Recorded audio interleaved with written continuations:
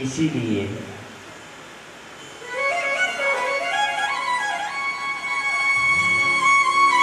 अगर भगवान की कृपा प्राप्त करनी हो तो गौ की सेवा करो।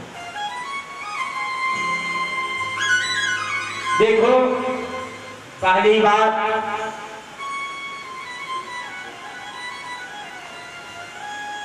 गौ माता, गौ के शरीर में समस्त देवी देवता का वास है। एक गौ की पूजन से समस्त देवी देवता की पूजन का फल प्राप्त होता है। और मैं तो एक बात आपको कहता हूं, जिसको ऐश्वर्य की इच्छा हो, मुझे धन चाहिए, लक्ष्मी, क्योंकि लोगों को लक्ष्मी की बहुत जरूरत है कि नहीं भैया? अरे किस किस को लक्ष्मी की जरूरत है, जरा हाथ उठाना भैया।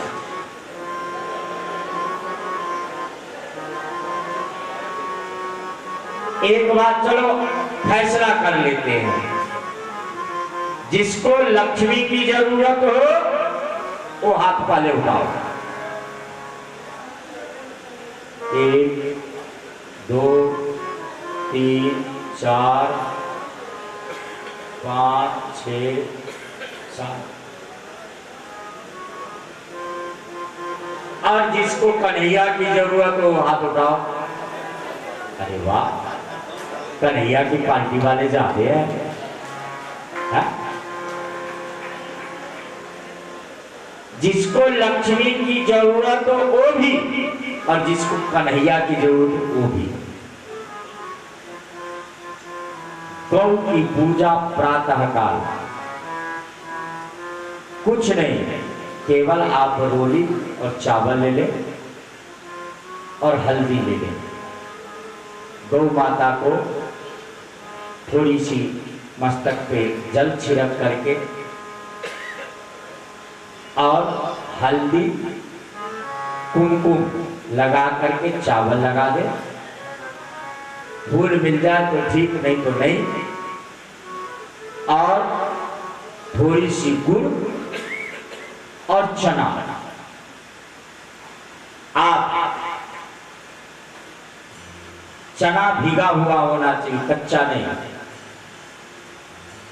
आप उनको खिलाएं, परिक्रमा करें सकते हैं तो प्रणाम करें, लेकिन इस सेवा को विश्वास के साथ करें 41 दिन, और 41 दिन नियम से करके और फिर मेरे से बात करें।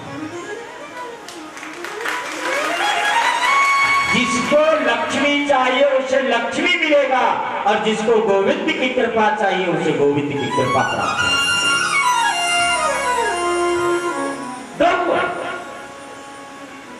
हम सबको,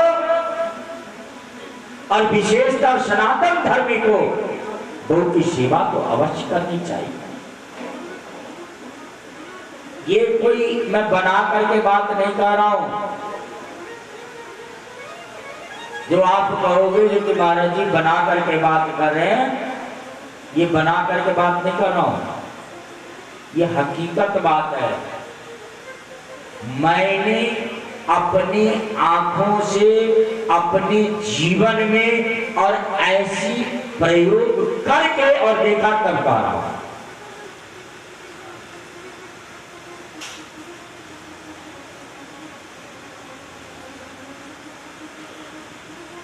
अब प्रसंग चला है तो आपको सुनाई देता हूं।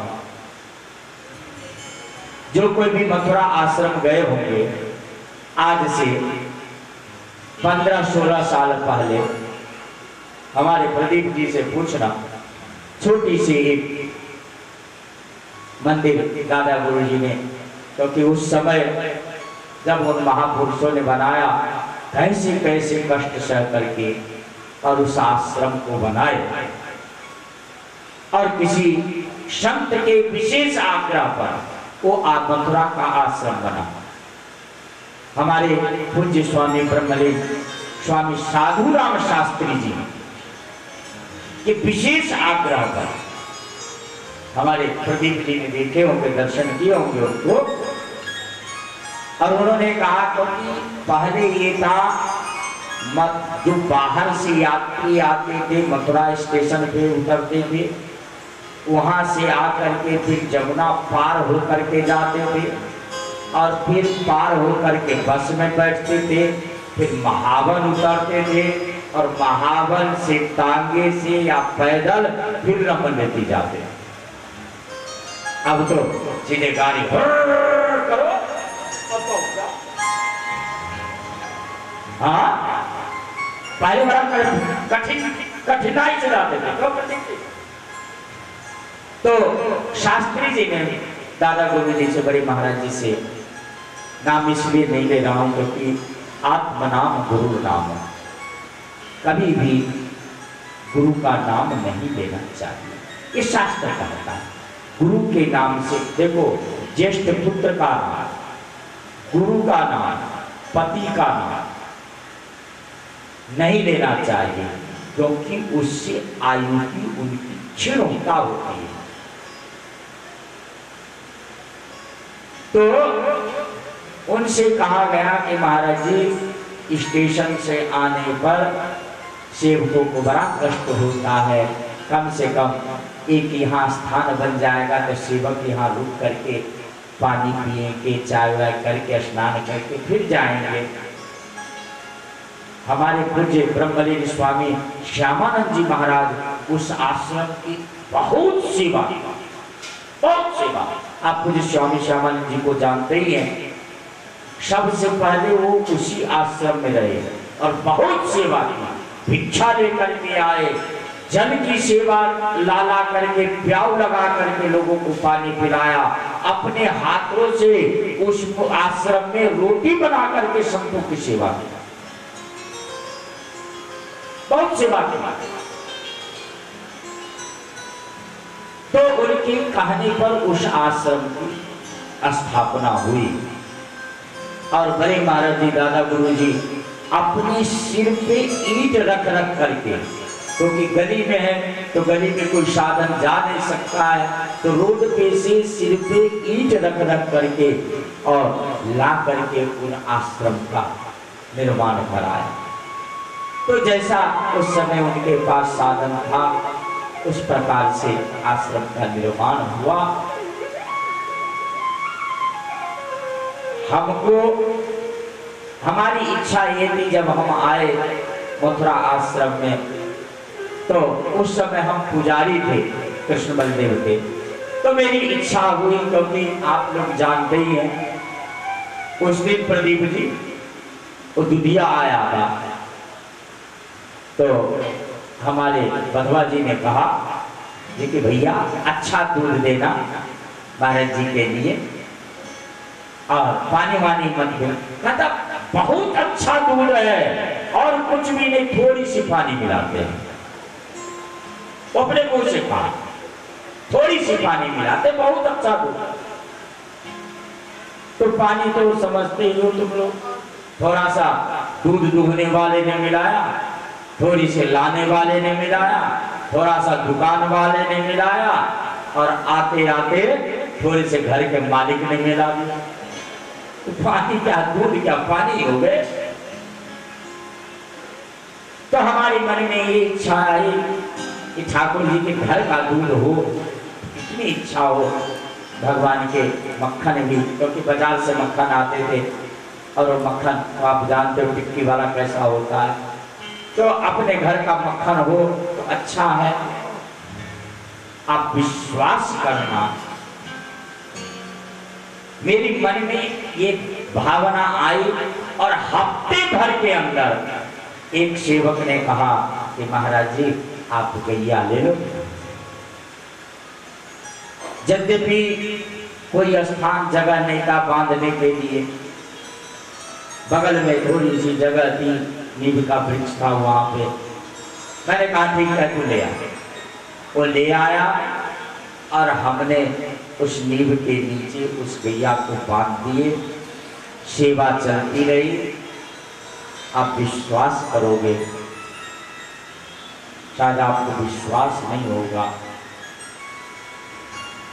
ये खंबा है ना, इतनी चौड़ी जगह थी, बगल में बच गई आश्रम की। यानी कि 30 साल से प्रयत्न कर रहे थे कि ये जगह मिल जाए, लेकिन नहीं मिल रहा था। गौ माता के आते ही 1 महीना के अंदर अंदर वो जगह मिल गई और 5 महीने के अंदर अंदर जो हम कभी कल्पना भी नहीं कर सकते थे, बगल में एक जगह था कुम्हार, जहां मिट्टी के हरिया वगैरह खिलौना बनाते थे, वो जगह ठाकुर जी की वो भी जगह बन गए, मिल गए। और आप विश्वास करो, आज ठाकुर जी के 5 मंजिल का मकान बन गया है, 10 गैया रहते हैं। ये सब उस गौ माता की सेवा की फल। तो एक गौ की सेवा करने से बहुत फल मिलता। अगर आपके पास जगह हो तो मैं कहता हूं आप अवश्य गौ बांधो।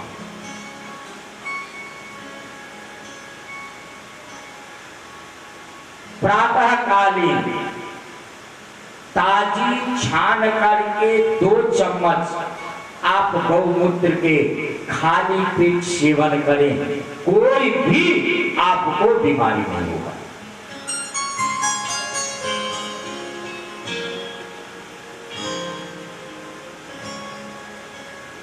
जहां पर गौ रहती है वहां लक्ष्मी का निवास होता है, वहां पर गोविंद का निवास होता है। अगर जगह नहीं है कदाचित,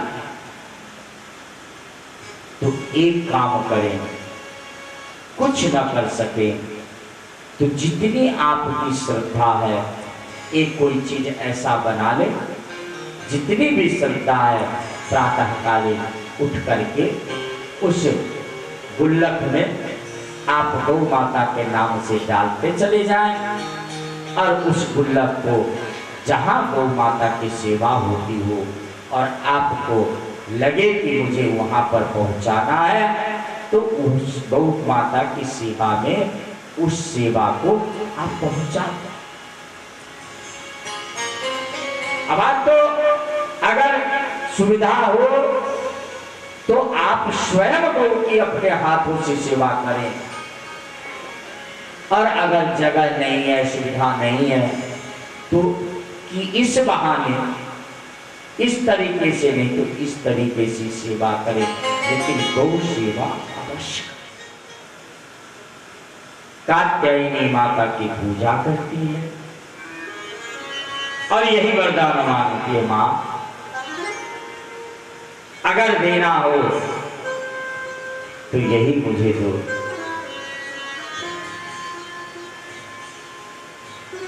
क्या? नंद गोप सुतम देवी पति में पुरते। नंद नंदन ही हमारे पति हों,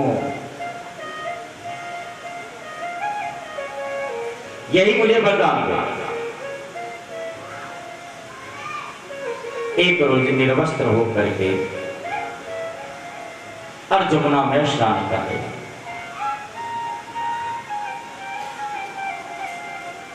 उसी समय कन्हैया कहीं से आया,